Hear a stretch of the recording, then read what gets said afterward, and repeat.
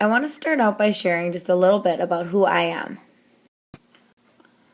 I was born and raised in Madison. Even when I've lived other places, I've always wanted to come back here, and I'm excited to be back now.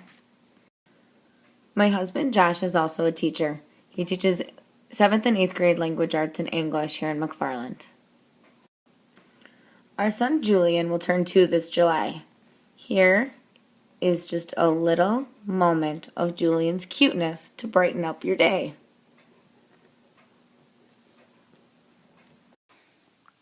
Can you smile, Bubs? Big smile? If you're happy and you know it, clap your hands. If you're happy and you know it, clap your hands. If you're happy and you know it, then your face will surely show it. If you're happy and you know it, clap your hands. If you're happy and you know it, shout hooray. Hooray! If you're happy and you know it, shout hooray. Hooray! If you're happy and you know it, then your face will surely show it. If you're happy and you know it, shout hooray.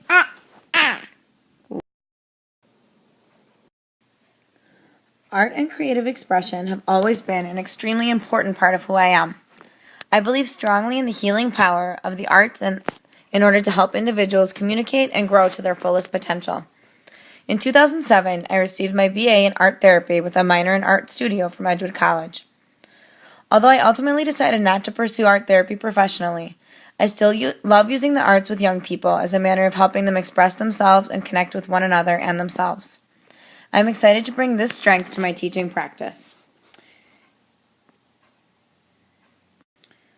Inspired by the many wonderful educators I met working as an AmeriCorps member and a bilingual resource specialist, I began working towards my teaching certification in 2012. This January, after 2 incredible student teaching experiences in 4th and 6th grade, I received my 1st through 8th grade teaching certification from Concordia. It has been a long road to get here, but I am positive I am in the right place and can't wait to get started teaching. The love of learning about the world through traveling, volunteering, and learning new languages and cultures has shaped who I am for many years. Since spending my junior year of high school studying in Mexico and gaining fluency in Spanish, I have been fortunate enough to live, volunteer, and teach across the globe. In the Dominican Republic, Ecuador, and the Marshall Islands, my experiences ignited my passion for justice and education and provided me the opportunity to build strong relationships with individuals from drastically different cultural backgrounds. As an educator, I love using my travel experiences and language ability to connect with students and families in a meaningful and welcoming way. For the past 10 years, I have been a member of Atlas Improv Company, a professional improv troupe in Madison. Through improv, I have become a better listener, a stronger team member, I've learned to take more risks, and to say yes more fully to the ideas of others.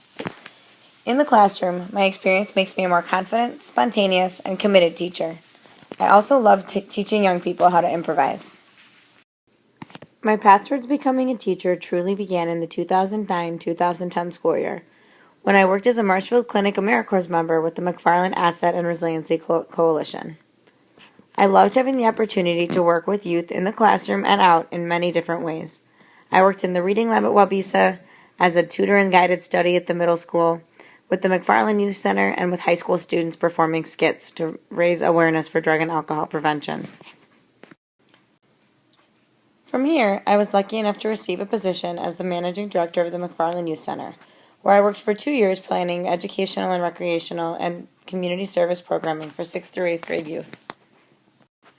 During this time, I also became a bilingual resource specialist with the McFarland School District. Working alongside many incredibly talented educators to support English language learner students, I truly developed my own passion for teaching.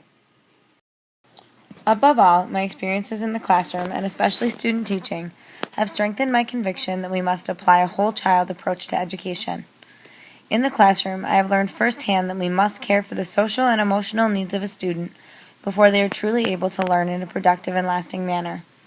As both a teacher and a mother of a young child, I have discovered that incredible growth is possible when a young person first feels respected, safe, and supported in their learning environment. Going forward as a teacher, The philosophy of valuing the whole child will guide my classroom management, instructional planning, and the way I build relationships with students, families, and communities. Growing up, my mom's favorite quote was, "Flexibility is the key to mental health." I have to admit, I didn't really know what it meant. Now, as a new teacher, I do. With so much changing in the educational world, it is so important to remain flexible, willing to adapt, learn, and try something new in order to reach a student or become a better teacher. For me, as a new teacher, this flexibility, this willingness to learn and try new things is one of my strengths. During my student teaching, I had the opportunity to work in 2 one-to-one iPad classrooms. This experience gave me the chance to learn to use technology to help students express themselves, connect with one another, and question the world around them on a deeper level. I learned to become flexible with new technologies and develop my own confidence to use technology to reach students and motivate them to learn, as well as reach them on an individual level. As a teacher, I have also become very flexible in being able to adapt to meet student needs. As I plan lessons and units, I work to incorporate different learning styles and make sure that the strengths of all my students are able to come out. Similarly, I am committed to meeting the needs of my students by adapting assessments and making sure that students are being assessed in a way that is meaningful and continuous. Finally, my own ability to adapt to new technologies, instructional programs, and local and state standards in order to best meet student needs has made me passionate about continuing to learn and grow as an educator. Much of my teaching practice centers on the I do, we do, you do concept of gradual release. Through good modeling, practice, and creating engaging challenges, I believe strongly that all students can achieve meaningful learning and cultivate critical thinking and independence.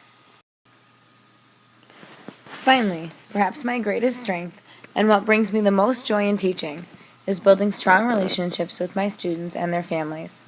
Through working to get to know each student as an individual and learning about their backgrounds and experiences, I am able to form long-lasting bonds with my students.